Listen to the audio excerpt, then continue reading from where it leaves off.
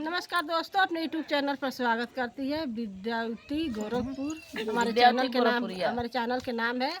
विद्यावती गोरखपुरिया। लाइक subscribe करिएगा। और हमारा दीदी नया चैनल खोल रही है, चैनल खराब हो गया है, आप लोग खूब देखिए और बहुत परेशान है। हाँ, ये दीदी बहुत गईला सुगनवा हो पिजड़वा कवने काम के, उड़ गईला सुगनवा हो पिजड़वा कवने काम के, जियाले पर मोरा बेटा रोटियो न दियाला, जियाले पर मोरा बेटा रोटियो न दियाला, मुआले पर जौआ के रोइना परवाइला, मुड़ गईला सुगनवा हो पिजड़वा कवने काम के, उड़ गईला सुगनवा हो पिजड़वा कवने काम के, जियाले मोरा बेटा बतियो न पूछला, जियाले पर मोरा बेटा बतियो न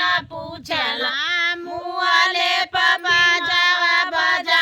कवने काम के, उड़ गईला सुगनवा हो पिजड़वा कवने काम के, उड़ गईला सुगनवा हो पिजड़वा कवने काम के, जियाले पर